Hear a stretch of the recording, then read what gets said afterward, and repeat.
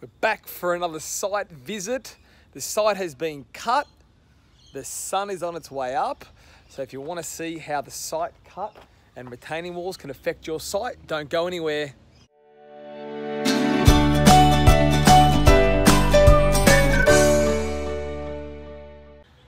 All right, so on today's episode, I want to talk about the site cutting.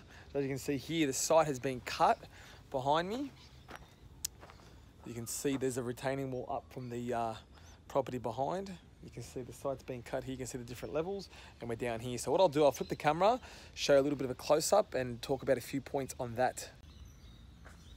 All right, so as you can see here where the grass is at the bottom of the screen, you can see that was the ground level before we started the site, and then you can see the retaining wall and the fence for the adjacent property.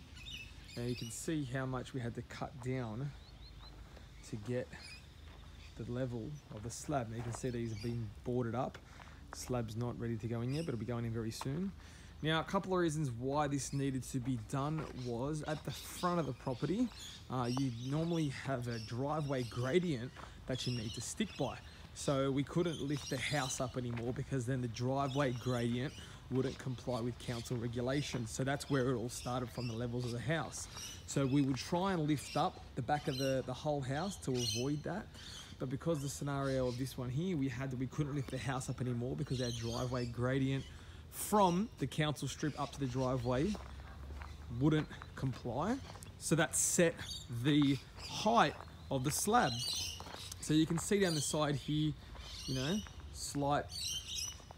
the site cut a bit there too, and how it comes towards the back of the property, and then how that's going to have to maybe be retained later.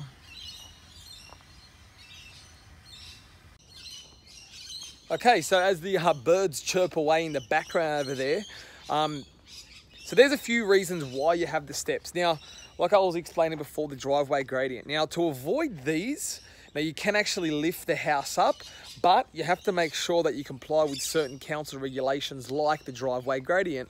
Depending on what council you are, depending on the size of your property, depending on a lot of different things, then it's going to be able to determine what your driveway gradient is, the percentage it's going to be, how far back your setbacks are, which is going to determine your driveway gradient, which will determine how high you can lift up your house. So yes, you can definitely lift your house up to avoid having to cut the site so much, but there are other deciding factors which may affect that.